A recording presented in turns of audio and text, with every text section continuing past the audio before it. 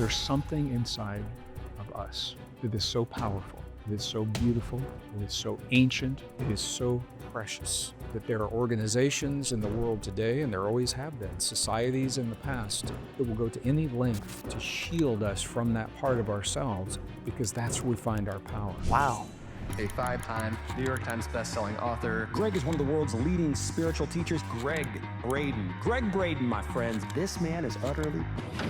There is a concerted movement to veil us from our own divinity, because when we are no longer connected with our divinity, we are more vulnerable to fear.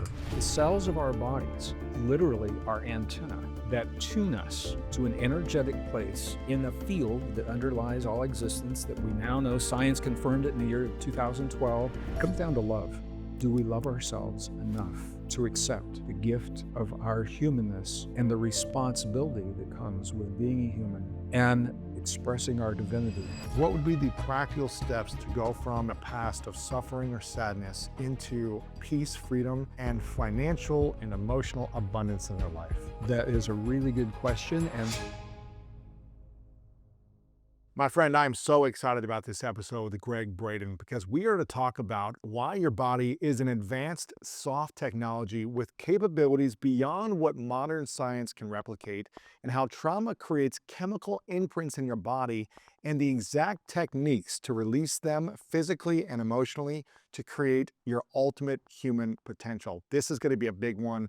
If this is your first time here, please like this video, leave a comment on your biggest takeaway, and click the subscription button right now to subscribe so you can stay notified on all the great episodes we have here on the School of Greatness. So click that subscription button right now, and also make sure to get a copy of my brand new book, Make Money Easy, if you're looking to create more financial freedom in your life. The link will be below in the description as well. And without further ado, let's jump in. Welcome back, everyone, to the School of Greatness. Very excited about our guest and the conversation we're about to have. We have the 5-time New York Times bestselling author, Gregg Braden, in the house, who's also an amazing pioneer in emerging paradigm, bridging science and human potential. And there's so many topics that I want to dive into, but there's a quote that you have that I want to start with. And the quote is that you've said, by the year 2030, we will either have awakened to the truth of our untapped human potential, or we will be locked into a society of hybrid humans that is engineered away from our powers of creativity, emotion, empathy, and intuition. And my first question for you is, what is our true untapped human potential? What is it that we haven't even had access to that ancient humans had access to? you're going to start with easy questions first. Yeah, the easy question. What is that untapped human potential that we have no clue how to tap into, that the ancients knew how to? And how can we start tapping into it?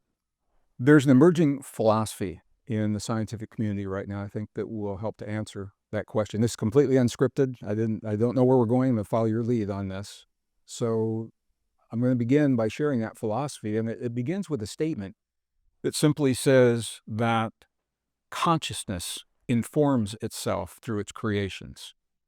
And we break that down. What it means is the things that we build in the world around us, everything from the books that we write and the art, the sculpture, the dance, certainly the music, our entertainment in some respects, and beyond that, that they are reminding us, they're telling us something about ourselves that we are asking ourselves to either remember or perhaps learn for the very first time.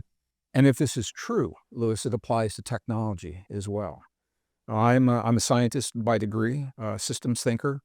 I've worked during the Cold War years in some of the most advanced technologies, for example, in the SDI, Star Wars Defense Initiative, advanced lasers, communication, radar systems, and I've seen and deeply respect this technology. And I'm going to say, at that time, and even to this moment, I have yet to see any technology built in the world around us that does not mimic what we already do in the cells and the systems of our body. And in many cases, we meet and exceed the capacities. We do it better. Really? So the answer to your question about what is it that we're about to give away, our humanness is under attack. right now. We are the product of multiple generations where to be human, the idea of our humanness has been denigrated. It has been degraded. We are teaching our young people in school right now. Our young people are being taught that carbon-based life in general and humans specifically are flawed.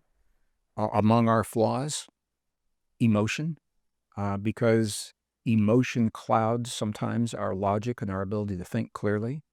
Our human experiences of empathy, sympathy, compassion, the ability to self-regulate our own biology, these are seen as flaws. And for young people, if there are flaws, it means we need a savior. And the savior is being touted as technology, AI, computer chips, chemicals in the blood, RFID chips under the skin, sensors in the body, nanobots. So the idea, this 2030, this was reflecting a statement by Ray Kurzweil. Ray Kurzweil, I think some of our viewers know, he's an author, he's a visionary, he's a futurist. He is heading up AI research at Google right now. And he made two statements that I think are relevant to this conversation. First, he said, by the year 2030, which is only 5 years from now, I mean, we're just about the year 2025. He said, by the year 2030, when we talk to someone on the street, we will no longer be talking to a pure human. We will be talking to someone who has either embraced or been mandated to have some kind of technology accepted into their bodies. So by 2030, we will be speaking to human hybrids. By the year 2045, he says, we will have achieved what he just wrote his most recent book about, something called the singularity. The singularity is essentially the internet of all things, where we have become a digital representation of ourselves in this internet of all things, along with the world around us. All of our natural resources, every form of wildlife, all the food we eat, the energy we consume, everything will be in this massive database run by artificial intelligence that is already being built. It's already underway. So I wrote a book called Pure Human, and I wrote this book to advocate for our humanness, to celebrate and maybe awaken a deeper sense of pride for what it means to be human and a deeper appreciation for our humanness. So it's a long answer to a short question. Sure. But I wanted to kind of lay that out as we start this conversation. Yeah, and I think a lot of people that are watching or listening, they want to figure out how to go from a place in their life that they're unhappy or unfulfilled with, Sure. to actualizing their potential, their dreams, their desires, but they don't know how to go from where they are currently to manifesting or creating that reality, that untapped reality in the future. And they don't know how to draw it to themselves faster. How do I bring this idea into the world and make it happen? I'm with those people. You know, just off camera, just now, we just had a conversation. I don't talk about it a lot because it's not often relevant, and I'm not ashamed to share. I'm the product of a very dysfunctional, abusive, alcoholic family. I was born in 1950s, and the idea of abuse and addiction and counseling and therapy were very different in the 50s and 60s than they are It was today. not accepted then as much, right? Well, It was looked down upon. it was as there was a stigma. Something's wrong attached. with you if you need Yeah, this. there was a stigma attached to it. And to complicate it even more, I was born in a rural community in northern Missouri, which is, for our international viewers, it's right in the middle of this big, beautiful country Yeah. we live in. So I was raised in an environment where the abuser will typically belittle and criticize those around them to elevate their sense of worth. And fortunately, I was born with a very strong soul compass. I didn't believe what I was being told. I have a younger brother, 4 years younger, same household, same experience, you know, listening to the same things. And he's a good man, and I love my younger brother, and we're like night and day. If he were in this room, we don't look alike. We certainly don't think alike. Wow. And unfortunately, he believed everything that he heard and has chosen to be defined in his life by that criticism. And I can't say consciously when I made the decision, but I remember thinking I will not be defined by my father's idea of who I am.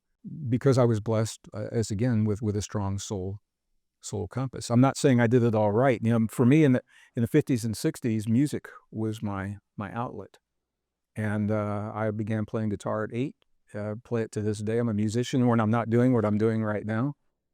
And I left our home at the age of 14, which now I think is probably illegal, but I moved in with my rock band.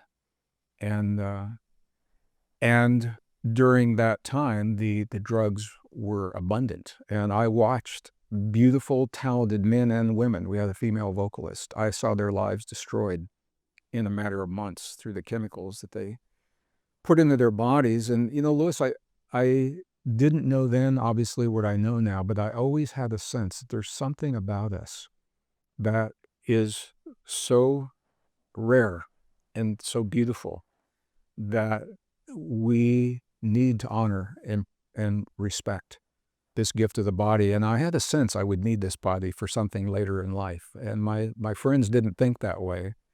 So it was hard to have these conversations. Sure. But I was always looking to see what it is within me. How can I be the best version of myself? How can I serve this world? When I leave this world, I don't know how long I'm here. We never do. I feel good, and I think I'm here for a while. But the day that I leave, when I look back, I want to know that I left no stone unturned, and that I gave to and loved this world to the best of my ability, knowing what I know. And I do. I love this world and the people of this world. We're going through a tough time right now, man. It's a tough time. It's not just America. It's everybody in the world. And what I want our viewers to know is it's not going to last forever. And it's not random. It's not spontaneous. There's a structure. We are moving rapidly toward the close of a cycle. And what's that cycle? There are cycles within cycles. There are cosmological cycles that shift our planet. There are geologic cycles that I studied as a degree geologist. There are financial cycles. There are economic cycles. There are conflict and war cycles. And many people don't know that the conflict and war are actually driven by natural rhythms. They're the magnetic fields of the sun influence the earth. They influence our heart rate variability. They influence our sleep patterns. They influence blood pressure, all those things. So they're all converging now. And they appear to be converging around the year 2030. Really? Why is that? Well, this is, okay. This is, I don't know how deep you want to go. Go as deep as you want. So to have that conversation, we need to tread on territory that many of my peers are not comfortable talking about. And I'm happy to do that. And I want to do it in a really good and a responsible way. The year 2030, for example, the United Nations has identified 2030 as the year they want to remake society and remake the world through what are called the 17 Sustainable Development Goals. The World Economic Forum has identified 2030 as the target date for their vision of what they want the world to look like. What is that vision for the World Economic Forum versus the UN? It's the same vision. This is a very concerning relationship. So now we're covering a lot of ground. Let's just back up. WEF, World Economic Forum, independent, non-elected individuals. They started meeting in 1971, Davos, Switzerland. We all hear about the meetings every year that, for a week, you get little tidbits. The billionaires? Yeah. Yeah, you get little, well, they're CEOs of corporations, they're politicians, they're kings, they're queens, they're leaders of nations in many cases.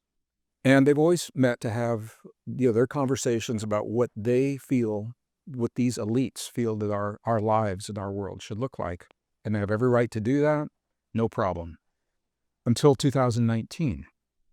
Now, the United Nations has had a series of programs beginning, they started there was UN SDG, or the Sustainable Development Goals, SDG for the year 2000. Their 15-year plan that expired in 15, and now they're looking at another 15 years, which expires in 2030. They put together 17 Sustainable Development Goals that on the outside, Lewis, are beautiful goals. And when you look at these, if you go to the computer and go to the website, they are a list of 17 things. Who wouldn't want these in the world? What are a couple of them? For example, not all 17, but food security. Who doesn't want food security? Sure. global health for families, global health for children. Who doesn't want those things? Now, you read the fine print of how they plan to achieve those goals, and it is horrendous. It is a remaking of social structure of family and society, social engineering to a degree we've never seen in our world before, and leading to a world of centralized power and control. So I'll just give you an example. Food security. Everybody wants food security. I'm down with that, 100%. Now you read the fine print. You would think they would want to help small agrarian families in rural areas throughout the world. Their idea of food security is to pump money into the big pharma and the big agriculture, corporate farms, GMO seeds, GMO insects to take care of these things. And what's happening is the little farmers are being forced out of business in the rural areas, not just of America. This is happening all over the world. And we are the prize. Lewis, this is what I want to say. This is what our viewers to know. I want people to have a deeper appreciation and be proud of our humanness, because it's through our humanness that we have access to something that no other form of life has. And that is, I'll use the word, and then I'll define it. And then we can have a conversation about it. The word is human divinity. For many people, divinity is linked with religion. And I can see why. There are schools, of divinity that have been built to make that association. But the contemporary definition of divinity has nothing to do with religion. It literally reads, divinity is the ability to transcend perceived limitations. Transcend means to become more than. Perceived, I love this. They may not even be real. We may be living limits in our lives. And as a 14-year-old boy from a dysfunctional alcoholic family, I was told what my limits as a man, as a human would be. And this is where I began to push against those limits and test those limits. Now, I didn't know then, obviously, what I know now. But the ability to transcend the limits that we've been indoctrinated through family, culture, society, science, medicine, have all led us to believe we've got limits. And here's the thing. New discoveries are blowing the doors off every one of those limits. Consciousness informs itself through its creations. The technology that we're building in the world around us is reminding us that we are that technology, that within us we have the capabilities as what we now call soft technology, not computer chips and chemicals in the blood and wires under the skin. We're more than that. We're human. We're neurons, and we're DNA, and we're cell membranes, and we have the ability to self-regulate this soft technology in a way that no other form of life has. And here's the beauty, and this is every guest you've ever had is hitting on one facet of this technology. When I was in the industry, what I learned is the more complex a system is, the simpler the user interface. You've probably seen that. I mean, pick up a cell phone, you touch the screen, and man, you can pay your bills and talk to your friends, and you never typed a letter. That's very sophisticated. Push a button and I can be on a video call from you from around the world in a second. Exactly. So our user interface is like that, and it is the subject of our most ancient and cherished spiritual traditions: thoughts, feelings, emotions, breath, focus, nutrient, and movement. That's our user interface. When we know how to bring those together in just the right way, we are awakening the potential of a soft technology that was given to no other form of life. And it's a very different way of thinking. So divinity, because we're covering a lot of ground here, divinity is the essence of our humanness. Divinity is the part of us that's timeless, it's ageless. It's where our love begins. It's where our sympathy, empathy, compassion, forgiveness, understanding, it's where our healing begins, is our divinity. So there is a concerted movement now to veil us from our own divinity, to steal that power from us, because when we are no longer connected with our divinity, we are more vulnerable to fear. more vulnerable to the agendas and the ideas of others, and more willing to accept other people's views of what our lives and what our world should look like. You didn't accept your parents' views of you. I didn't reject them, I just didn't accept them. It wasn't safe in my family to reject anything. If you've been around alcoholism, that's very unpredictable. You know, your father comes home, you never know which father you're gonna get. You never know how your conversation is going to be heard or responded to. So you're in survival mode a lot. You are in survival. Can I just do a little side journey on that, just to show how deep that goes? I lost my mom during COVID. I wasn't ready for it, and it surprised me because I'm an adult and I'm 70, and I knew that I was going to lose her at some point. But when you're in a dysfunctional family, an alcoholic family like that, at least in our case, my mom was always my protector, and there was a part of me, not the grown adult Gregg, but there was a part of my psychology when my mom passed that realized that my protector in this world was gone. Wow. And I was twice in the hospital with heart issues Really? that were not heart issues. They kept saying, Mr. Braden, there's Psychological issues. well, they call them somatic now, which Okay. was very kind. But it was funny. They went through all the tests and they said, Mr. Braden, you're really, really healthy. I said, there's nothing wrong with your heart. And I said, well, what am I feeling? And they said, the somatic, well, this is the doctor. He would come in and say, there's nothing wrong with you. I don't know why you're here in this hospital bed. I was in the ER. He said, I don't know why you're here in the ER. And then he left. A nurse came in. The first thing she did, she looked at me, listened, she said, what's happening in your life? And I started to say the words, I just lost my mom, and I couldn't even get those words out. And I was just sobbing. I wasn't even crying. It was like Oh my gasping gosh. sobs. And she said, you're dealing with unresolved grief. And I said, okay, yeah, I know that. No surprise there.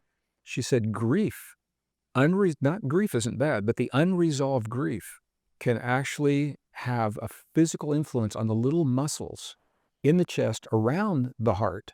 And if you don't know any better, you think, and it's good to get it checked out. She said, you think you're having an episode, a heart episode. She says, unresolved grief. I went to a grief counselor and it went away, never came back. How does someone unresolve their grief? Through grief counseling, redefining, and it's different for everyone. For me, I had to find a sense of safety, knowing that my protector was no longer in the world. And I say that because I know I'm not the only one. Other people have that experience. But that's how deep and how lasting those kinds of experiences, go in our lives. The ability to resolve grief is a facet of human divinity. If someone is experiencing symptoms, whether it be heart palpitations or they don't know if it's grief or not, but they're feeling anxiety, maybe panic attacks, maybe All that. ADHD, maybe, just depressive thoughts, things like that. What happens when someone who is experiencing some type of mental or emotional altercation in their body? What happens when someone decides to go the medical route versus the healing somatic route? Well, I'm going to answer it in two ways, and this is not separate from this conversation we're having about human divinity. And I'm going to tie back into what we're now exploring. I just want to give context and structure here. We're exploring, getting into the nitty-gritty of the power of human divinity and why we want it, and what happens if we give it away. If we give our humanness away, we no longer have the abilities that I'm going to share right now. So this is, it's part of the conversation. First of all, when someone feels that, it's always good to get it checked out because you don't know. 100%. You cannot determine, and unless it's happened in the past and you recognize this is exactly what happened in the past, you really can't But it's determine. terrifying. It's scary. It is. Yeah. It is. And fortunately, we live in a city where we had, it's a small, Santa Fe, New Mexico. It's not a big 80,000 people, it's not a big community, but I had good medical care. To answer the question, we have to understand what's really happening. Every emotion that we've ever had in our lives, from the moment, even before we emerged into the world through the birth canal, while we're still in the womb, every emotion that we're having has a chemical equivalent that is called Candace Pert, was the first Harvard-trained medical physician that linked emotion and chemicals in the body in a scientific way. Wow. I had the honor of knowing her before she passed in 2013. She wrote a book called Molecules of Emotion. I'm sure a lot of your viewers are familiar with that. And she identified these chemicals are called neuropeptides. Neuropeptides typically will be created by the emotion and they metabolize through the body. No big deal. Unless we're having an emotion that we can't resolve. Then the neuropeptides, our bodies are so smart, the neuropeptides will stay in the body. The body will actually store the neuropeptides, and this is where it gets really interesting, in the organs, tissues, and glands that we associate with our trauma. And everyone has trauma. And everyone's trauma. Your trauma, you might have a trauma, and I'd look at it and say, what's the big deal? Because my filters interpret it differently. Or I would have a trauma, and you would look at it and say, come on, Greg, suck it up and get over it. Because your filters are different. But we all have trauma, and it's personalized. And those neuropeptides will stay with us 10 minutes or 70 years. Wow. Until we have the tools to resolve the trauma. Sometimes they'll give you a little nudge to let you know they're still there. It might be a little irritation, might be a rash in the body or inflammation or swelling, and we will take a pill or put on a cream to make the symptom go away, but that neuropeptide is still there. And then they'll say, well, maybe you need a little bit more of a nudge, and then we start developing symptoms of things that we call illness and disease. But this is so fascinating to me because the science is showing us rarely do our bodies break.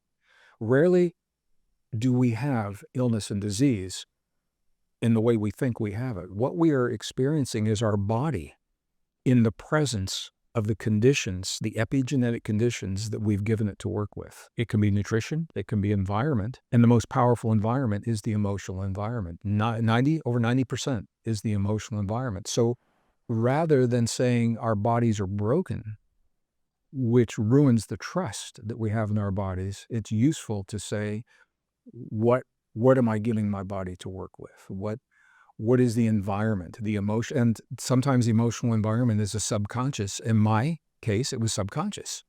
I had a subconscious fear of not being safe because I wasn't when I was a child. Even though you were in your late 60s at that point and you were an adult and you could logically say, well, I have resources, I have protection, I have a home, I have money, I have safety. But the little boy in you didn't feel safe. It's exact. Well, it makes sense because the first 7 years, first 7 years of a human life, we are in an altered state of consciousness. It's actually called a hypnagogic state, is the term that psychologists use, where we have very few, if any, filters. We are absorbing behavior patterns from our caregivers. This is nature's way of preparing us for life. Nature believes that we're going to be in the same environment that our parents are.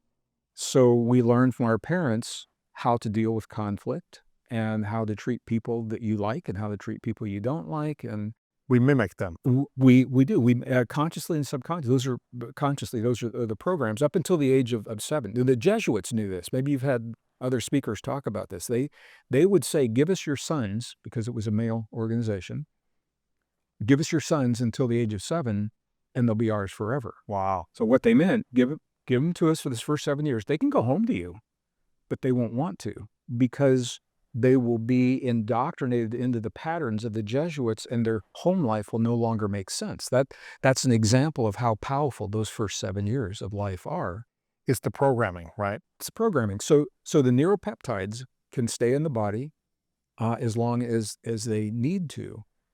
And there are techniques, breathwork techniques, heart-brain coherence. My brother Joe Dispenza he and I have taught together, and we use these techniques. There are all kinds of body EFT and body memory therapy, and that's a whole conversation. But there are a lot of ways to resolve that. And it's fascinating to me because when we do resolve them through a breathwork session, for example, those neuropeptides are made of chemicals in the body and elements, minerals. and you'll actually begin to taste metallic taste in your mouth, or your urine. Your urine will smell funny because it's not the typical urine. These are chemicals, or your tears or your perspiration will taste different and it'll smell different. You'll sweat and you'll smell different when you're going through this, because now those neuropeptides are metabolizing through the body, through body secretions. Processing is getting Body secretions. So it's tears, perspiration, saliva, urine. sexual fluids, feces, all of those things is how we release. Wow. Oh, they've been fascinating. This goes back to the power. Human divinity is the part of us that's timeless, it's ageless, it's all-knowing. It is the part of us where our healing begins. And what the science is showing is that divinity doesn't live, those patterns don't live in our bodies. This is where it gets really, really interesting. It was already interesting. Now it's going to get really, really interesting.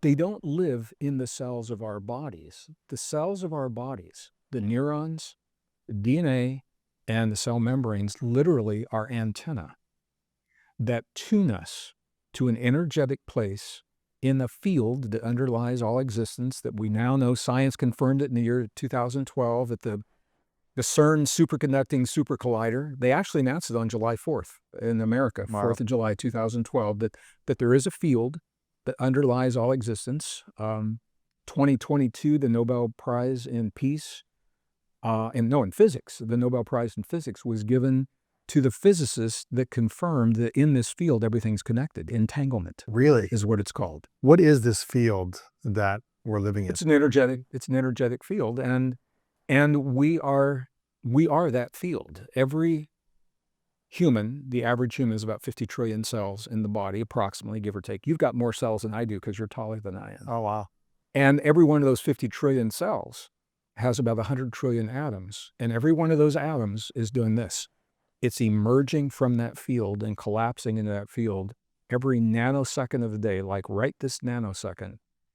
And as it emerges from the field, it is building our bodies to fit the template that we hold in our consciousness. That's crazy. Of who we are. And this is why healing is possible. This is why spontaneous healing is possible. When we change the way we think and the way we feel, we change that blueprint, we change the template, and that information will now fill in a new and healthier blueprint. And this is all very well documented. I mean, the science knows the bits and pieces. Science is reluctant to bring them together because it tells a story that many scientists are reluctant to embrace. What's that? The story is that we are not what we've been told. We're more than we've been led to believe. And that is the essence of why I've written this book. Yeah. I'm going to answer that question for you right now. What I'm going to say is this, Louis, there's something inside of us, we humans, that is so powerful. It is so beautiful. It is so ancient. It is so precious that there are organizations in the world today, and there always have been, societies in the past, that will go to any length to shield us from that part of ourselves, because that's where we find our power. Yeah. When we are in our power, we are less vulnerable to fear. And fear, I think you'll agree, is probably the greatest commodity in a world that is moving toward authoritarian, the ability to create authority and centralize that authority. In the world, that is our divinity. This is why we are the prize. We are literally the prize. And I want to make this conversation relevant to our viewers, because so many people, they write to us and we see the comments and say, okay, these conversations are cool. What's that have to do with the world? And what's that have to do with my life right now? Yeah, the world out there. So here's what it has to do with the world that we're living in. That part of us that is so beautiful, powerful, ancient, precious, is the reason for everything we're seeing happening in the world. Those powers that be will stop at nothing to distract us and keep us diverted. Nations will go to war with nations. Economic systems will be collapsed. Pandemics will be unleashed. Climate will be engineered. Nations will rise and fall, all in an effort to distract us. Wow. Because we are the prize. The human body is the prize because our humanness is the link to our divinity. This is why I began talking about an ancient battle. There's an ancient battle between good and evil. And evil means different things to different people. But the ultimate evil is to shield a human from their divinity. When we are kept from our divine nature, our ability to love fearlessly, to forgive, to heal, to imagine, to innovate, to create, that is a form of evil. And that's a form that is playing out right now. And this 2030 window of time is the window of time when it is proposed that our humanness, our biology, be replaced Wow. with technology, with AI, with computer chips, chemicals in the blood that mimic the systems that we do, with synthetics, computer chips in the brain, linking us to the computers now. And it's a very different way of thinking. Now, I'm a systems thinker, so I look at the big picture so that I understand where the nanosecond of my life fits into that big picture. And then I let it go. We don't have to know any of this, but I want people to know that what we're seeing, and it's not a crazy world. It's insane. It's not crazy. There is a method. There's a system. There's a process. And it won't last forever. It's this little window of time where you're seeing the powers that be jockey for position. And our humanness is a problem. Wow. Because we are such powerful beings, and nobody's telling our kids that. Our kids are being told that they're flawed forms of life, that they need something outside of themselves to be the best version of themselves and to compete in business and compete in the world. So our kids are willing to give themselves away to virtual reality, to computer chips. And I had some young people in one of my courses earlier. It was in the summer. And we were talking about Neuralink, the chip that the FDA just approved from Elon Musk. This is his company. And it allows a human without any wires at all to communicate directly with the hard drive on their computer. And so here's these young kids in the room, and they're saying, "This is cool." They're saying, "Mr. Braden." And I said, "No, please, Gregg." And I said, "Okay, Gregg." I said, "I'm only 70. I'm not a Mr. Braden yet." They said, "Are you telling me that all I have to do is put a computer chip in my brain and I can play Grand Theft Auto with no wires? No I can controls. think, no controls? Sweet." Or there's some other words they use, but Right, sweet. right. Sweet was a lot of it, because they don't realize the biological imperative. There is an adage in biology that says use it or lose it. Perfect example. When I was back in the 50s and 60s, I was taught, and you probably were when you were young as well, that we were born with a fixed number of neurons in the human brain. And so this was leverage in college. You know, when you're in college, every beer you drink, you're going to lose some neurons, so you better not drink too many beers. You know, this is what they're saying.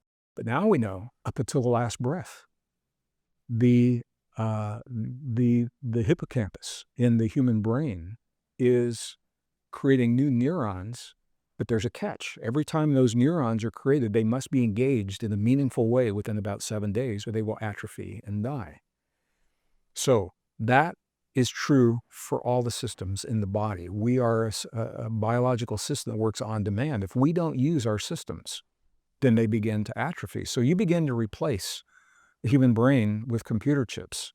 Or here's a study, an actual study that was done. Young kids, 3, 4, 5 years old, get up in the morning, they eat their bowl of Cheerios or whatever it is. Their parents sit them on the floor with an AI visor, and they leave them there for a few hours. And here's what's happening. In that AI world, they're seeing stuff they would never see in their backyard with their Wow. friends. Yeah. They're hearing sounds. They're seeing images, colors. And what has happened, this has gone on long enough now that psychologists are able to do the studies. Those young people their physical stature is demented. Their brain size is stunted. Their cognitive development is stunted. Their visual cortex is enlarged, because look at what they're doing.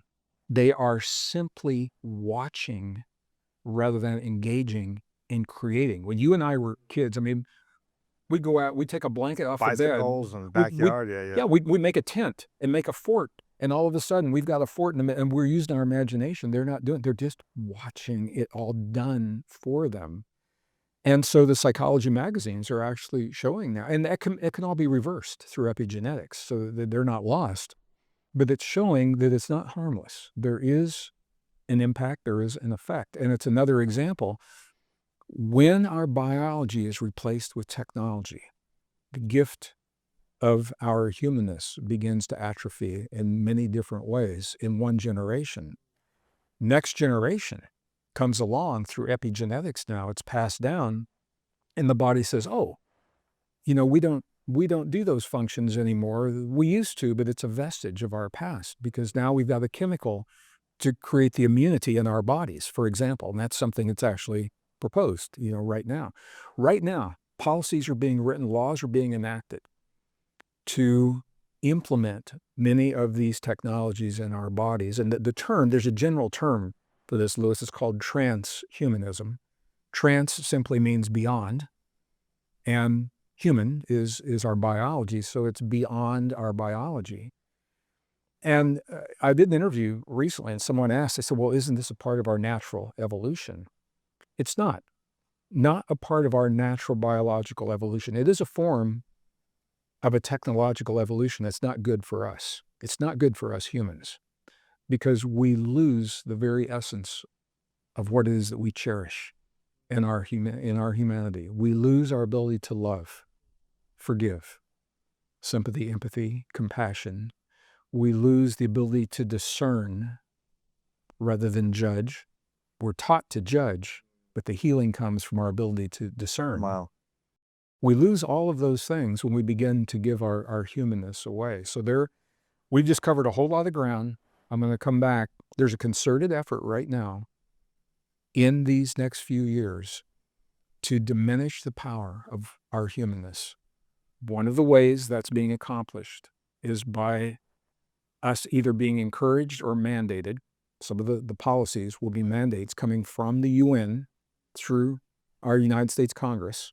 They're going the legal route to accept technology into our bodies to replace our humanness. When we do that, we relinquish that precious, ancient, and sacred gift that we were given when the first of our kind stepped onto this planet 200,000 years ago. We've only been here 10,000 generations. Wow. 200,000 years, not that long. And we were given these abilities given to no other form of life. And now we're being taught and indoctrinated to believe that we are flawed, powerless victims of a world that we have no control over and that we need something outside of us. So the flip side of this now, in the new science, and this is exciting, is showing us, wow, that we are literally a highly advanced, technologically sophisticated, soft technology. Neurons. One of the reasons that science is beginning to think of us, maybe some of your guests have talked about this, is that we've been conditioned to think of our biology as this soft, gooey, sticky, wet stuff, inside the cells. And that is one way of thinking of us. But now, scientists are looking at us from a perspective of information technology. These are IT perspectives. And so the discoveries, they're not showing up in biology books, they're showing up in engineering journals like IEEE, and these engineering. Who's reading those? I mean, my community's not reading. Sure. But let me just give you an example.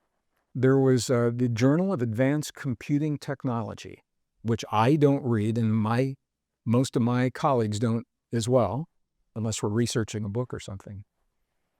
Came out with an article, and it showed that human DNA is literally a fractal antenna, is the term that they use.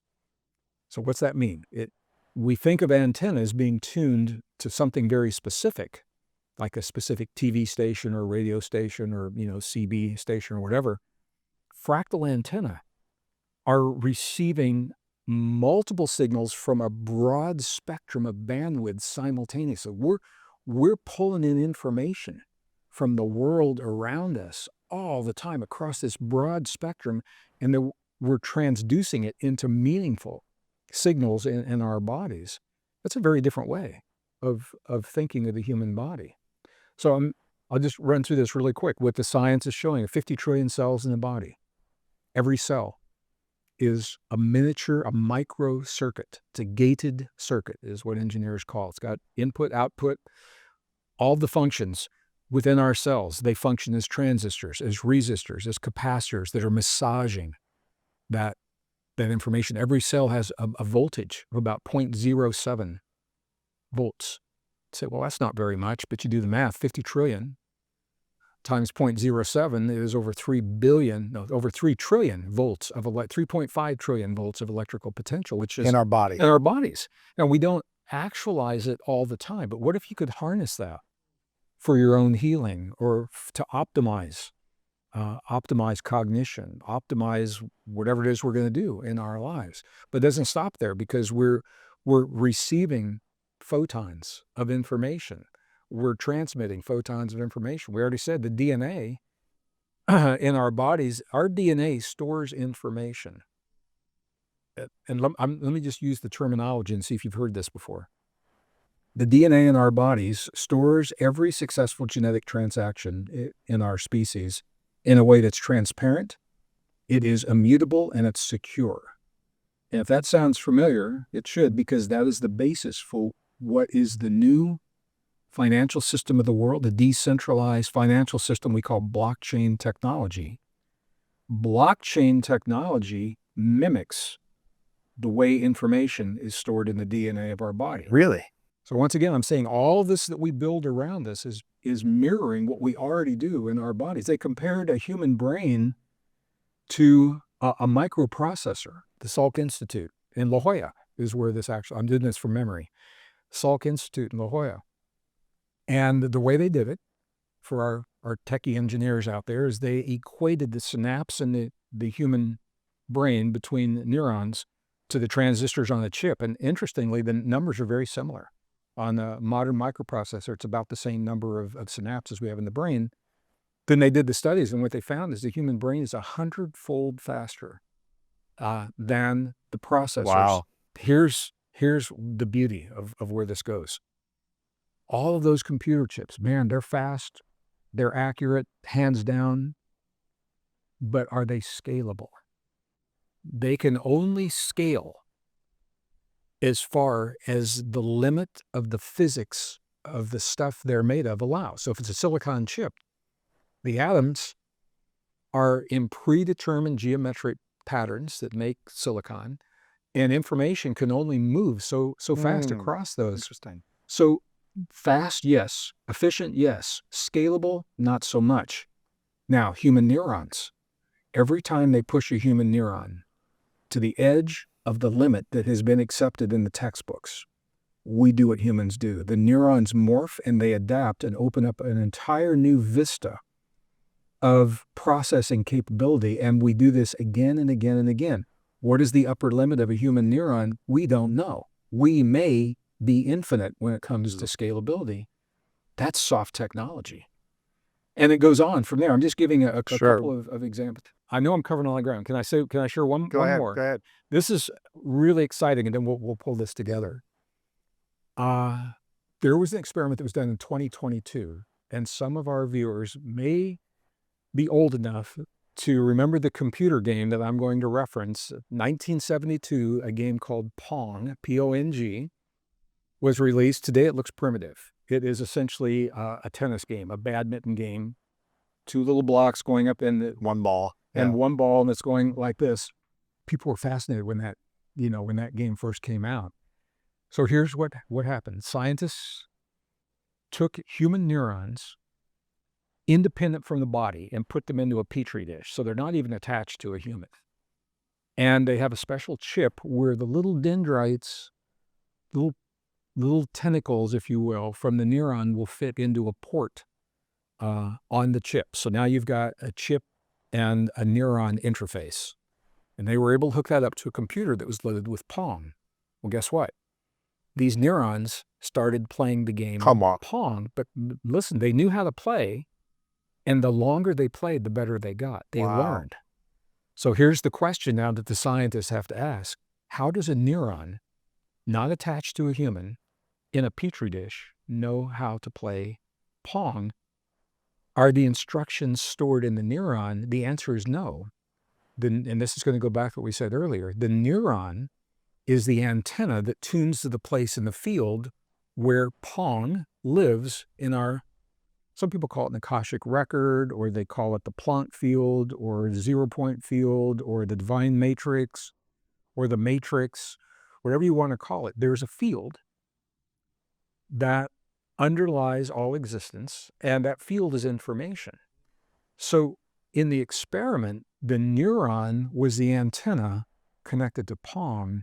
In our lives, the neurons in our brain and the neurons in our hearts, and in every organ of the body, they've now been found, connect us to that field. When we replace our natural biology with synthetics, and we no longer are using those neurons, and we're no longer using DNA, we're still human, and we can still function, but we've lost our divinity.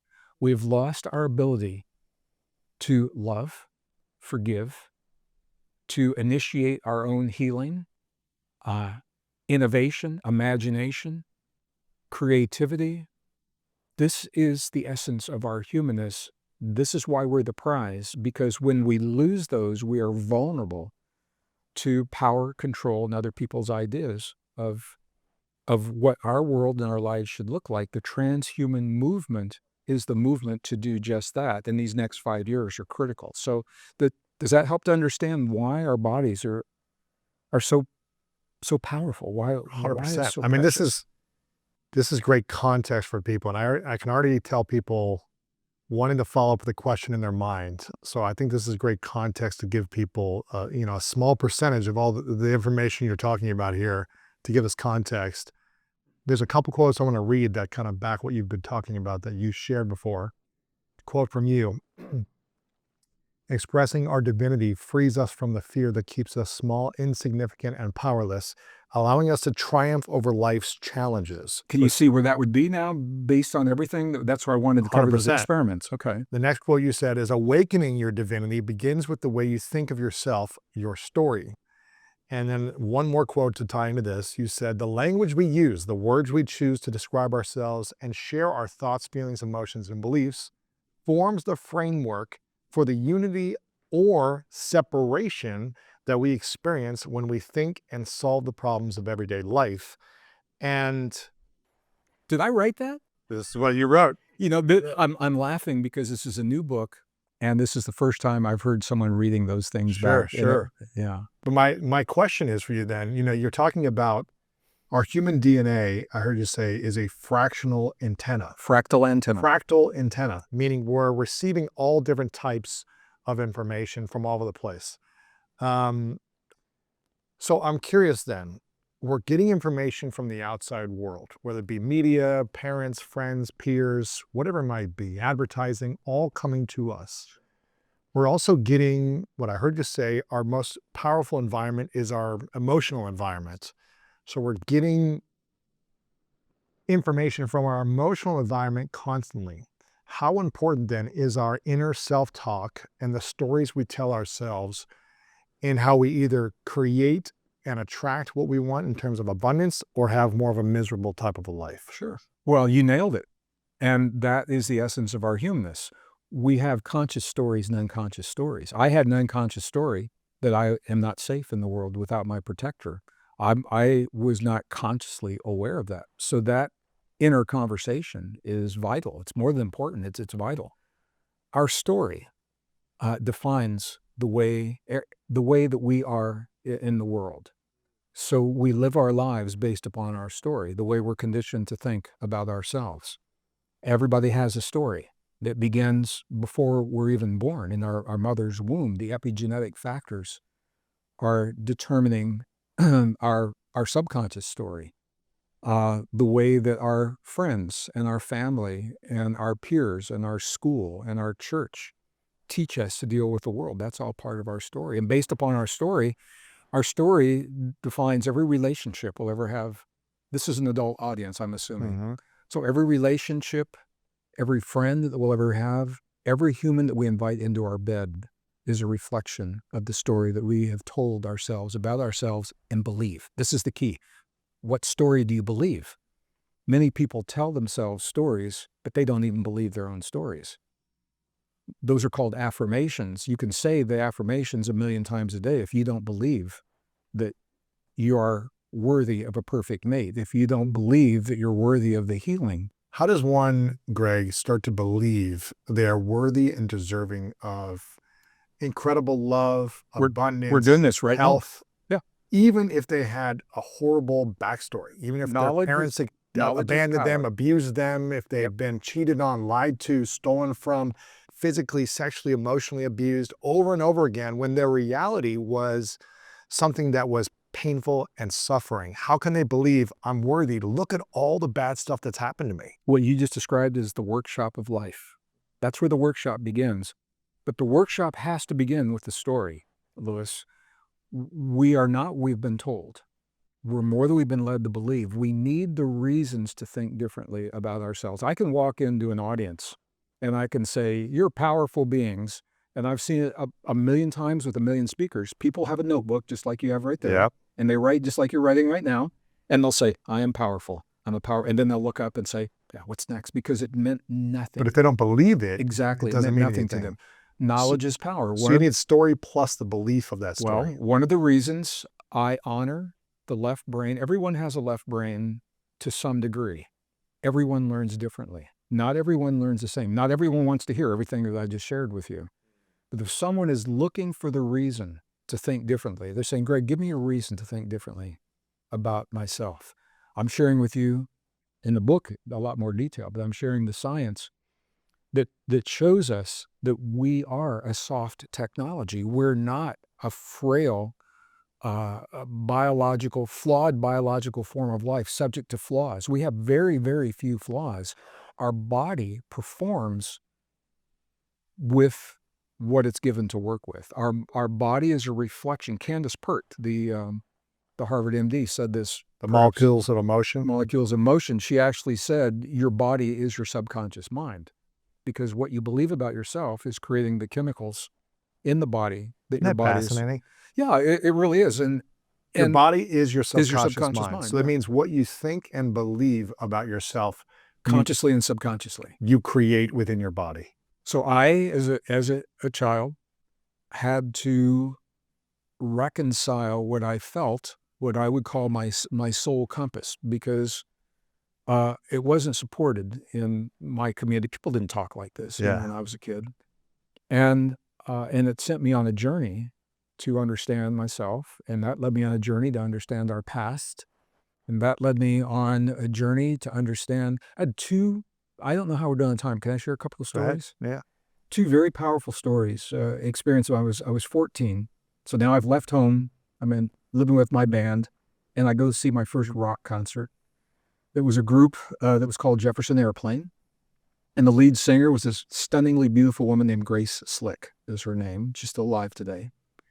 And I sat on the front row and yelled at Grace Slick and told her how much I loved her, and she completely blew me off. But I watched in that room, there were about 30,000 people. Wow. And I watched them moved by what a couple of people did on that stage. But here's the thing. Then the concert was over and we left. And everyone needed to have something to recreate that experience. At that time, they were 8-track tapes or albums. They needed something to recreate that. Now, That feeling, that a emotion. couple of weeks later, I had another experience, and I'm not saying I'm aligned with the message. There was an evangelist named Billy Graham, a powerful, powerful speaker. He spoke to 70,000 people in the Kansas City Athletics Stadium, outdoor stadium.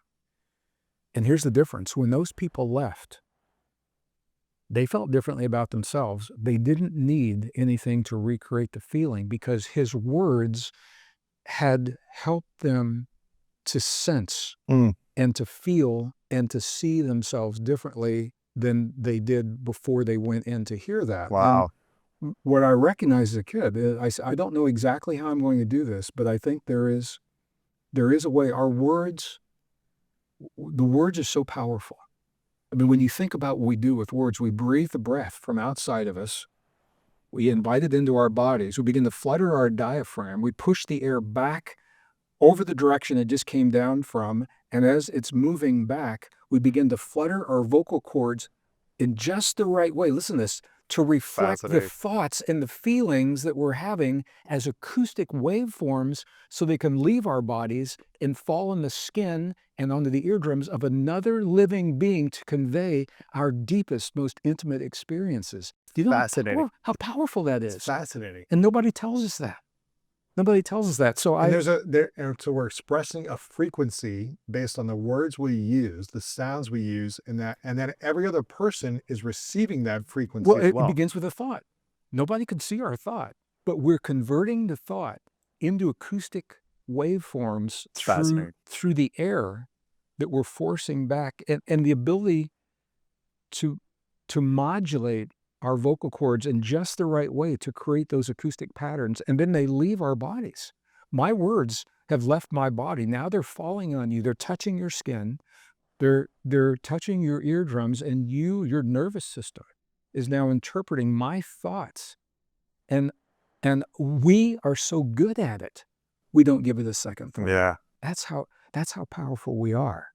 What is the frequency of our words and how it supports or harms us? It's not so much the words themselves, it's the meaning that we give to the words. That's the key. So it's the interpretation It's of the the words. significance that we give to the word that we either tell ourselves about ourselves and believe, we have to believe them, or that other people instill within us before the age of 7. You talked about this story in the beginning where, you and your brother grew up in the same environment, same parents, same schooling essentially, but you have different lives. You interpreted things differently.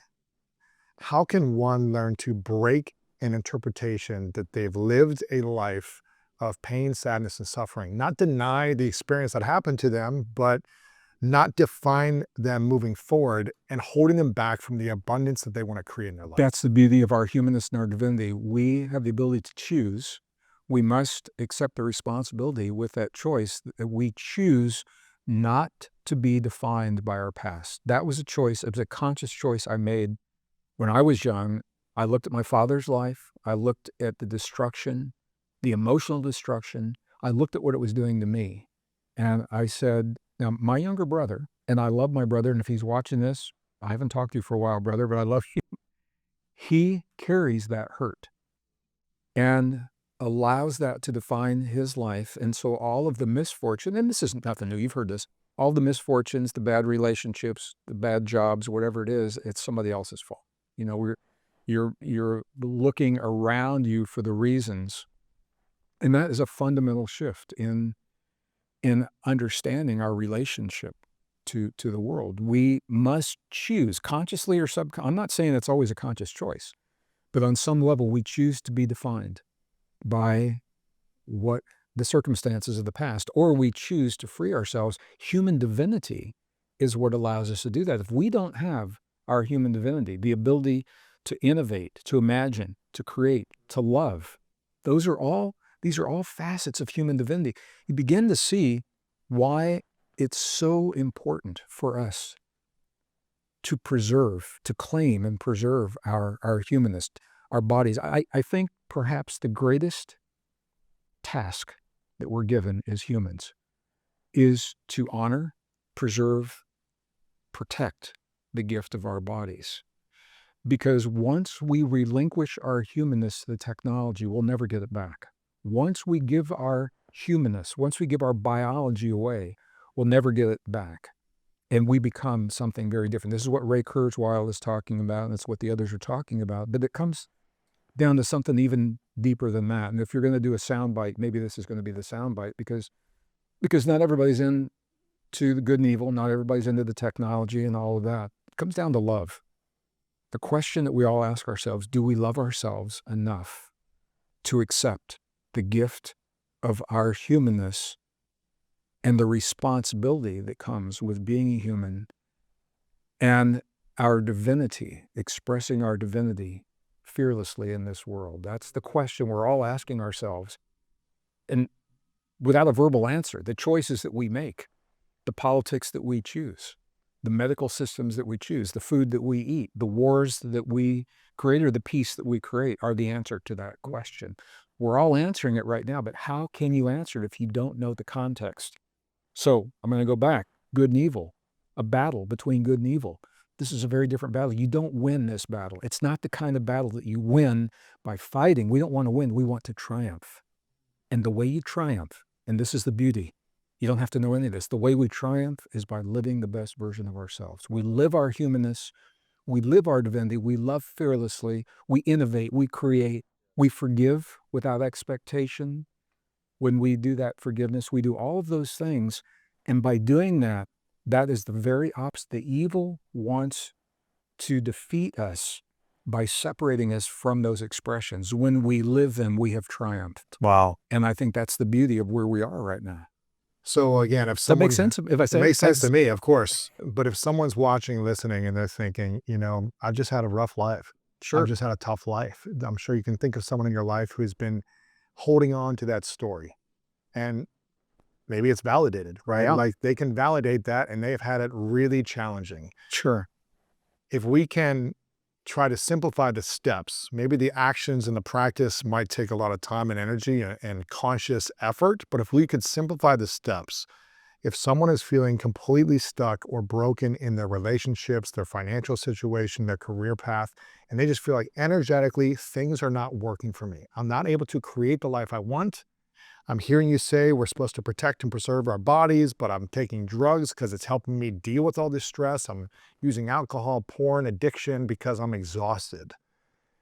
What would be the practical steps that they could start to apply in their life to go from a story and a past of suffering or sadness and transform it into peace, freedom, and financial and emotional abundance in their life? That is a really good question. And what we're doing now is the answer to that question. It has to begin with knowing that you have a choice. First of all, Step one, know you have a so choice. many people believe that there is no choice because they have been conditioned and indoctrinated to believe that they are powerless victims of a world around them that they have no control over, and that they are a flawed form of life that needs something outside of their bodies. Right? So knowledge is power. You have to be willing to embrace the deep truth of your humanness and your divinity. It's very difficult to break through those patterns if you are not willing to accept the truth of your humanness and the power and responsibility that comes with being a human on this earth. And we're given very few reasons to do that, Lewis, in our lives, and our school children are given very few reasons to do that. And that's why they've lost respect in many cases for their bodies. They don't have a sense of a future because the indoctrination is telling them they live in a world where it's hopeless. That's what it's telling them. Now, with the exception of the drugs, we were more than poor. When my father finally left, he left when I was 10, fortunately. Tough for my mom, raising two boys. She didn't have a job. This was early 1960s. Northern Missouri, or where were you? Yeah, northern Missouri, just north of Kansas City, Missouri. Northwest Missouri. Northwest Missouri, yeah. I lied about my age. I went to work in a copper mill so I could be a union worker after school. I worked union hours, 4 p.m. to 4 a.m. There were 12-hour shifts. We lived in government subsidized housing for most of my teen years until I left, and then I was forced to go back. At the age of 14, I left. The court intervened and said, you have to go back until you're 18 or you become a ward of the state. So I went back. We lived in government subsidized housing. And it's one of those things, you can hear the words from a million different people. You have to find a reason to become more than the circumstances of your past. You have to find that reason for yourself. And that's why the information, it's more than just data. When I can show someone the potential within their bodies to look at it differently, when I can show someone what their divinity is really all about, and that it's so valuable that nations will create wars to divert and distract us, what is it within us that could possibly warrant that extreme of hurt and suffering? It's because we are so valuable and so precious. I can tell you another story. I have no idea how we're doing on time. Are we okay? We still got time, yeah. But to wrap up that thought real quick, the first step is to know you have a choice. Knowledge is power. And then the story will fit into this as well. To know, Okay. you have to know that you've got the choice. I think the second thing you said was the need to be willing to tap into your divinity and humanity. To recognize that that potential is there, and that we are a rare and precious and beautiful and ancient and sacred form of life. No one's telling our young people that at all. You know, we see this in religious traditions where the human body is often called the temple. You Mm-hmm. see that. Yeah. And in biblical traditions, other traditions, from that perspective, if someone is biblically inclined, I think it's 1 Corinthians 13, I think, that says, "Know ye not that ye are the temple uh, of God." What does that mean? Well, when we go to Egypt, we go to Greece, we go to many of these ancient civilizations. When they build temples, they build them in layers. Uh, and the innermost sanctum is where the most precious secrets and the wisdom are always kept. For example, the Ark of the Covenant in Solomon's temple. It wasn't like by the doorway when you walk in. You had to go through layers The to get chambers. Yeah. Yeah. chambers, and only certain people were allowed in there. Well, from that perspective, if the human body is a temple, those ancient traditions, that innermost sanctum is called the Holy of Holies, is the term that's given, the Holy of Holies. It's where the ark was kept in Solomon's temple. We, as a temple, as a human body temple, have not one Holy of Holies. We have 50 trillion Holy of Holies, because the nucleus of every cell in our body holds the information that reminds us that we are not what we've been told. We're so much more than we've been led to believe. And when you begin to think of yourself from that way, now I agree, if you're down and out, broke, strung out, unemployed, I mean, these are big concepts. Who's got time for that when you're just, Yeah. It's hard to overcome that. but it's not impossible because we're human.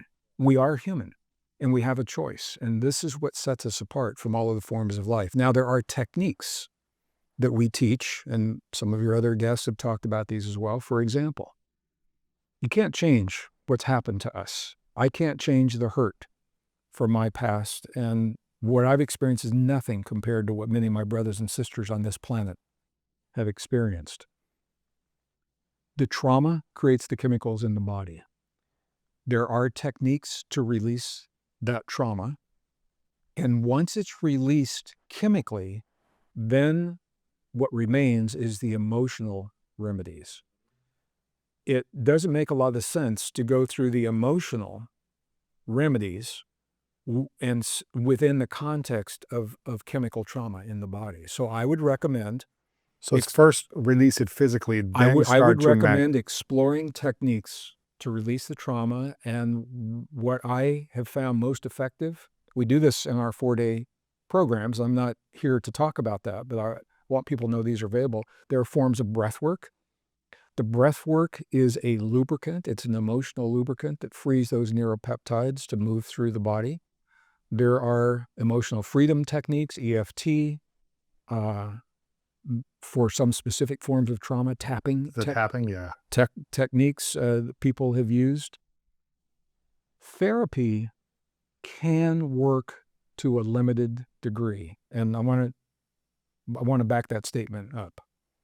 1991, scientists discovered 40,000 specialized cells in the human heart. Now, I say discovered, they'd always been there, but no one thought to look because they're essentially neurons. Why would you look for a neuron that you know is in the brain? Why would you even look into the heart? Well, they found a neural network in the heart. Wow. So what that means is when we have trauma, we experience it in two places. And the neural network in the heart thinks, feels, remembers, and emotes independently of the cranial brain. So that means the trauma that we experience throughout our lives, including me, in coming from an abusive alcoholic family, that trauma is instilled, if it's unresolved, in both places. So I can go to a therapist and talk about my trauma from the polarity of my left and right brain. That's the ego. And the brain, because it's a polarity organ, it does what it always does. The brain will always see your trauma in polarity: good, bad, right, wrong, success, failure, worthy, not worthy. That's what the brain does. The beauty of being able to access trauma from the heart is the heart is not in polarity. And there are techniques called, for example, heart-brain coherence. Some of your guests have talked. I know my brother, Dr. Joe, he and I used to teach together. I was using it in my programs. He began using it in his programs. It was very successful. He's taken it light years beyond where we were working together in the past, because it works. And when you can begin to experience the trauma without the judgment, the polarity of the rightness or the wrongness or the goodness, how could they do that to me? Or I was betrayed, or how could she have done that? Or how could he? That's what keeps us locked in the trauma. Because they don't understand why someone could do something so bad to you. Yeah, well, that's the ego, that's the emotion. But to heal, we don't have to understand it. What we're doing is releasing it. And the beauty of the breath work, the beauty of the coherence work, is that you don't have to say any words. You don't have to describe it to someone. You don't have to relive it, because every time you relive that trauma, what you're doing is you're strengthening the neural network that's hanging on to that trauma. And really what you want to do is to free the neuropeptides that were created from that Chemically trauma. and physically. Yep. So to be able to physically release that trauma is where I personally, in my journey, what I'm describing you is my journey. And from that, knowing that we are chemically free of the trauma, there's an emotional component that says, you feel different. I mean, You feel a release. oh man, Yeah. what I invite people to do in our 4-day programs is take a picture of their own eyes before we go through this process. And the process involves what we're doing now. It's information to give them reasons to think differently. It's techniques, and it's breathing, and other things that go with that. And then take pictures afterwards. Now, I'm not saying it's easy. I mean, these people I respect. I They love dive them and deep. respect them. Oh They man, dive deep. it's tears, snot all over their face. Yeah. Screaming, the whole you, thing. yeah, you've been through that. Of course. And through all that, their eyes clear, perfectly clear. Yeah, it's and crazy. bright and shiny, and they are so happy. And they say, "My God, I didn't know."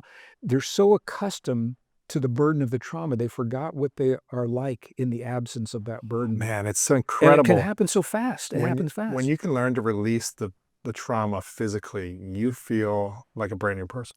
Now, what I'm hearing you say is, first you need to learn how to, in order to heal, you need to learn how to understand it, but also you need to release it and free it chemically and physically. But then how do you emotionally link it together so that the emotions don't come back? You will never change what happened to you in the past. What changes is the significance, the meaning that you give to those experiences. Like Viktor Frankl. Exactly. Man search for meaning. You know, part of my heritage, I'm a Hebrew blood, but our faith was denied in the 50s because people were afraid. It was right after the war. We lost family in the Holocaust, so it was denied, and part of my blood is Cherokee. Cherokee was also a Holocaust. They were victims of the Trail of Tears experience that was still, epigenetically, those things are passed down, and I can't change what happened. But I have worked, and I will. It's not an event. The healing is never an event. It's a process. It's a journey. It's a journey. We're already healed, or we wouldn't be here. And we are seeking deeper levels of healing. And I think that's important for people to realize. Our bodies are wired to heal. We are constantly healing. Healing is our nature. Every organ in the human body is now documented with the ability to stop the damage that's been incurred, to reverse that damage, and actually to heal and regrow telomeres, for example, on the DNA. Even the organs that we were told could not, pancreatic tissue, heart tissue, brain tissue, we were told couldn't. And all of them have been documented with the ability to do this, Lewis. And here's the catch. There is a catch. They have to be given the environment to initiate that healing, to create that healing. And the environment is the emotional environment that has the greatest impact. We have to feel that we are worthy of that healing. Divinity is the reason for that worth, and we understand our divine nature. And it has, again, nothing to do with religion. People will link religion to it if they want to. That's fine. That's fine. But go back to the definition. The ability to transcend perceived limitations. That is a powerful, powerful facet. But if our past is continued to define us, and we have created the belief that we are unworthy because of everything that's happened, Yeah. how do we then, after decades of thinking something, start to believe, actually, I'm not unworthy the way my parents told me, or that this ex told me, or that my teachers told me, or my friends, or my older siblings.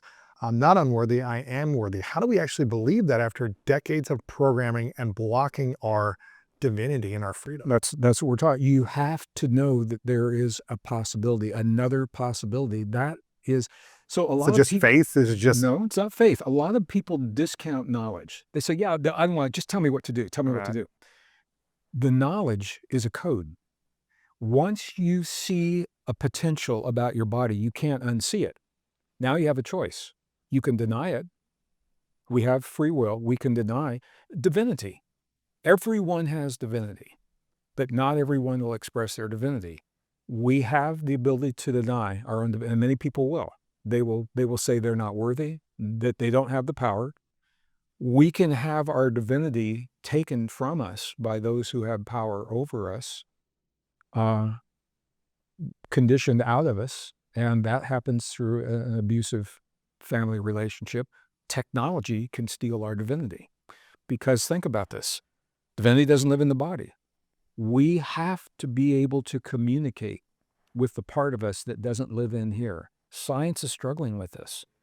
How did the neuron know how to play Pong? There's a part of that game that's not in the neuron. There's a part of us that's not in the body. That's what it's telling us. So we have to be able, this is why now, more than ever, I mean, it's always important to be healthy. These next 5 years, we've got to be healthier than we've ever been in our lives because we need every iota, every ounce of our biology, our humanness, so that we can fully express our divinity, so that we can love. We're going to love this world. We're going to love this world into a new world. We're going to love this world into healing. And there is a component about who you surround yourself with. You want to transcend without judging, but if you want to transcend a violent or hurtful past, then you seek community, forensic. Community can be one person. Doesn't have to be an ashram, For some people it is, but you seek those that that will support your vision consciously or unconsciously. And we do that in life. This is what relationships are all about. Our prime directive is to be whole. We all seek wholeness. And we will seek the wholeness in relationships with other people who hold the energetic patterns that we've lost, given away, or had taken away from us by those who have power over us. Say that one more time for people. We will seek our wholeness by being in relationships. Let me say it and I'll explain it. By being in relationships with those who have the parts of us that we've lost, given away, or had taken from us by those who have power over us. So now we're talking about energetic imprints. So when we find a partner, and we know this, we'll actually say the words. We'll say, man, I feel really good when I'm with you, or I feel whole, or you're my better half, or I feel complete. Those are all, and we're being very honest because when we're with them, think of it like a puzzle. My father, for example, attempted through criticism to denigrate and demean my capabilities. And he did to some degree, but I didn't believe a lot of it. But I, as a musician, I would seek out a community. And when I was with other people that believed in themselves, and they had the guts to walk up on that stage and own that stage and pull out that guitar and blast those vocals, where I felt very self-conscious. You felt insecure around it. Insecure because I had been taught that I wasn't worthy of that. And by being around other people, you say it doesn't have to be an intimate sexual relationship. It can be. And that's where we usually learn the fastest, because that intimacy goes right to the core of the essence of our being. The chemicals. Our vulnerability. It's the fast track to a deep healing if we're honest with ourselves, or it's the fast or track. deep wound. Or it's a fast track to a deep wound. And I have multiple divorces to attest to that because we all learn and grow differently, in life. So we're seeking that wholeness. And I think if someone wants that healing, to remain in a community with others who have poor self-esteem, poor vision of themselves, who hate their bodies, wake up in the morning, and actually some people say to themselves, they hate their bodies. And all they want to do is get out of here. They want to get off this planet. Those are not conducive to the healing. And there's actually an energetic component, Louis. There is a consciousness, an energetic component. The Institute of Heart Math, I've worked with since the year of their inception, 1994, 95. I'm not their employee, but they have empowered me as an independent author because I understand their technology to use their technology. And one of the things they found was that around every physical heart, there's an energetic blueprint. There's a field that extends between 3 and 5 feet. Wow. And I asked them once, I said, man, if the heart's so powerful, why does it stop at 5 feet? And they said, oh, well, that's the limitation of the equipment.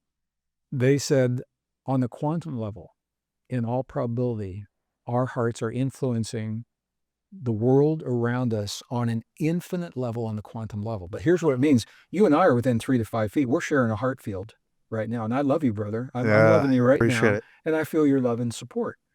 So when you're healing, to surround yourself with people who have a healthier, I mean, I don't think anyone's 100%, but to have a healthier sense of self and a deep respect and a reverence for life and for their bodies, that field is going to influence your body. And it's one of those things, I can talk about it, but you have to experience it. And here's what it'll feel like. You'll just start feeling different. And all of a sudden, somebody's going to offer you a hit of acid or a line of Coke. And something in you is going to say, you know what? It's not for me. That shift is the awakening of that divinity and a deep respect and appreciation for the human body. Because we all know we're here. If you're here now, we're here for a really special time to advocate for our divinity in the presence of a field or evil, if you want to think of it that way, that wants to steal it from us. We're here to claim it.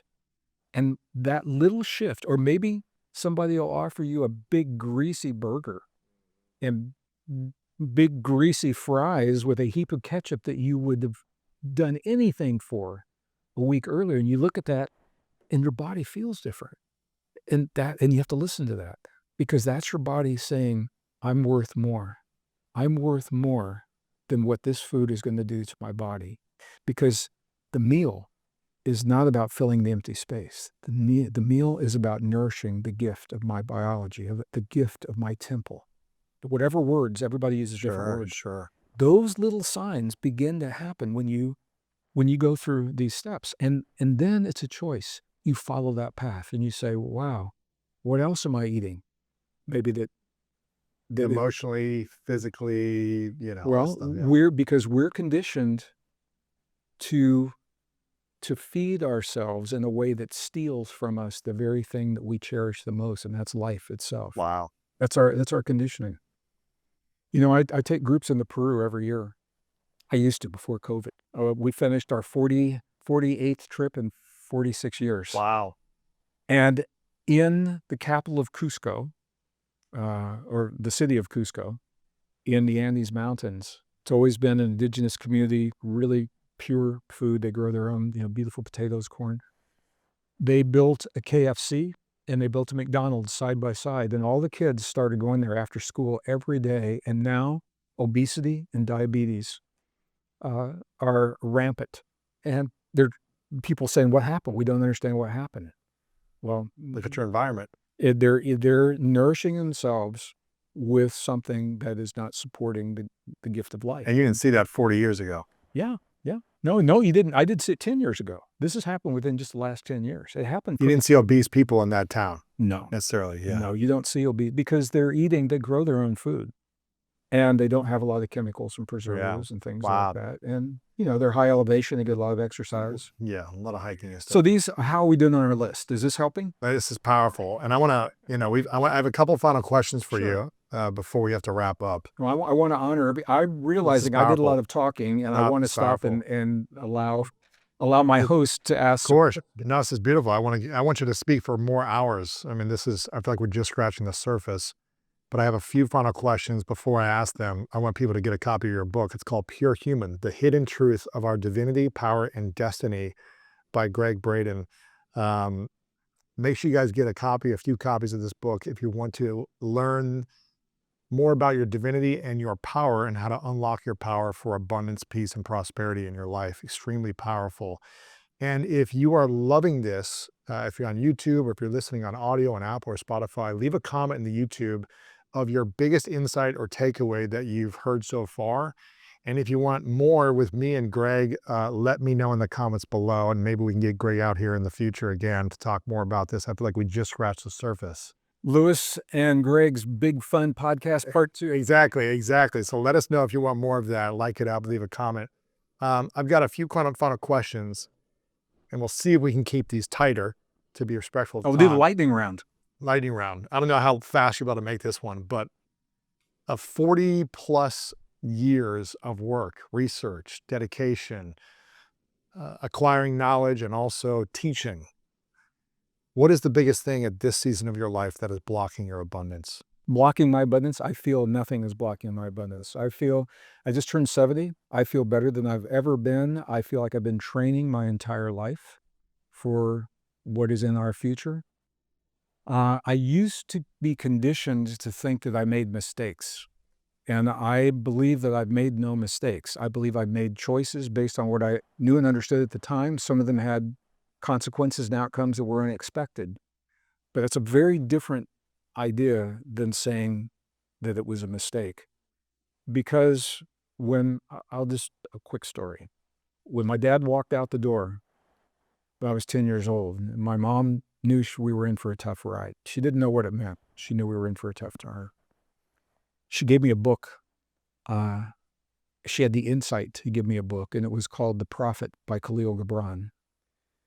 And some of our viewers I know are very familiar with that book. Each chapter is only maybe a page and a half, 2 pages, and a deep insight. And there was one chapter that spoke to me that now is on every email that I send out, and I say it to myself every day, and that simply said, work is love made visible. And what that said to me, Lewis, was whatever crosses my path that I'm going to do, consider it carefully. And if I say yes, I don't always say yes. If I say yes, I'm in 1,000,000%. And that path will lead me to an expression of my love, not only for the world, but for myself in the world. So practical application. I used to work nights loading boxcars with 50-pound bags of Purina cat chow. And my coworkers hated it, man. It was hot in Missouri summer, humid, it was tough. Work is love made visible. So I said, you know what, if I do this just right, here I am getting paid 8 hours a night. If I lift with my legs, I've got a quad workout.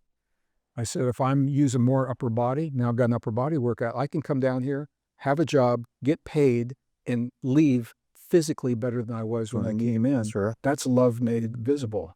It's all in the mind. It's a very different mindset. And I think it's important, whatever we do in life, if we say yes, we're all in. That's beautiful. Work is love made visible. Yeah, I love Khalil that. Gibran. Khalil Gibran. Here's a question I ask everyone at the end. So I have 2 final questions for you. But again, I want people Should I sit down? This sounds big. But again, I want people to get this book, Pure Human, The Hidden Truth of Our Divinity, Power, and Destiny. Make sure you get this. We'll link it up. And follow Gregg online as well. What's the best place to support and follow you? Is it greggbraden.com? Yeah, just Gregg Braden. Gregg is 2 G's. Mom did that intentionally. 2 G's means it's not a Gregory.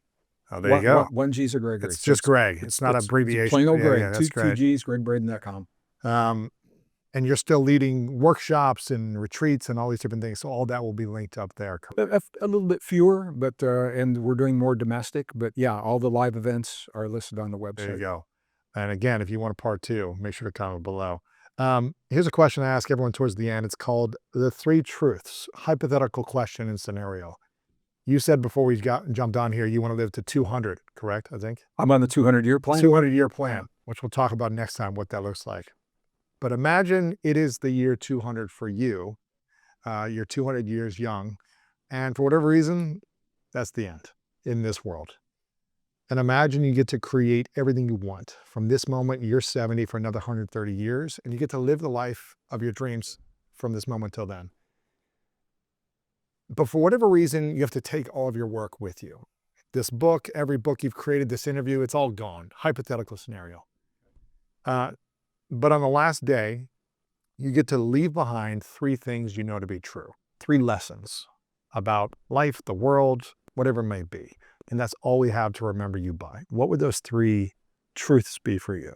True truths, I think, would be number one, that we are divine beings. Not we've been told so much more than we've been led to believe about ourselves, and that we've come to awaken that divinity within ourselves and within one another.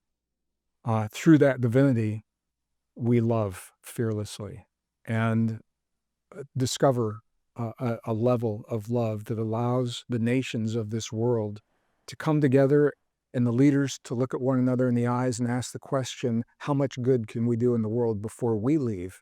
If my work in some way could influence that event, I would be so deeply honored and grateful.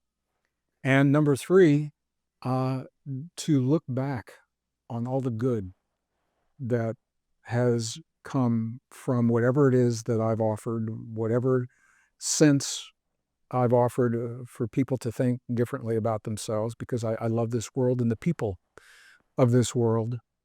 And just to really bask in the fruition of all the good and all the beauty that we all know is possible in our hearts, to bring that into the reality of the world. I can't think of a better way. Wow, that's better way beautiful, to Greg. live. That's beautiful, Greg. And to come back on Lewis's podcast Yes. 200 years from now, because we're going to have new mics and new cameras. There we go. It's going to be amazing.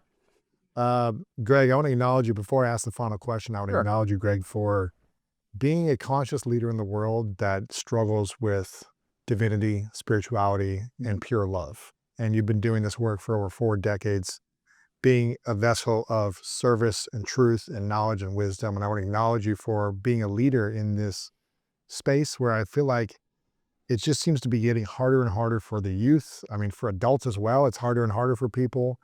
And over the next 5 years, as the forces of evil try to capture people's hearts and souls, I'm grateful and appreciative of you being an interruption for people with wisdom, knowledge, and practical lessons to take back and reclaim our own power to have some type of transcendence over it all. So I acknowledge you for being a leader in this space. Thank you. What you don't know is it's been a tough couple of weeks. It's really good for me to hear that. So Yeah, thank you. yeah, Thank of you. course. It means a lot to me for you to say that to me. Of course, thank Greg, you. of course. I'm excited to do more in the future. But my final question, what's your definition of greatness? The definition of greatness is when we say yes to what the universe has brought to our doorstep, and then we do our very best, no holds barred, and that's all we can do. We have to be great. That's all we can do.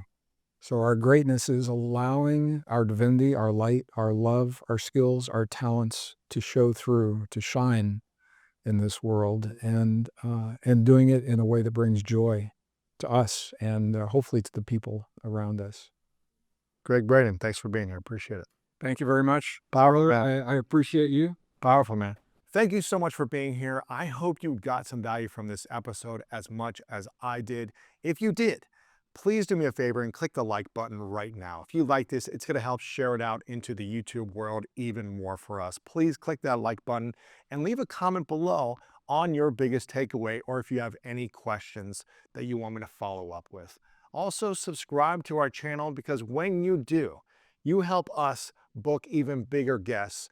And I want you to have the best information out there in the world, because that's what the School of Greatness is all about. So make sure to subscribe right now, like this video, share a comment below on your biggest takeaway. And also, I've got some big news, a new book. If you're looking to create financial freedom in your life and you want more abundance and you want a richer life, then make sure to check out my new book, Make Money Easy. I think you're going to love this, and it's all about creating financial freedom. The link is below in the description, or you can go to makemoneyeasybook.com and check it out. How do I change so my life changes? And I thought, what a great question. And I saw that it wasn't as easy to change as we think, right? Right. You could say on Monday morning, you're going to stop cursing and stop complaining. Good luck. And then by 3 o'clock in the afternoon, you're on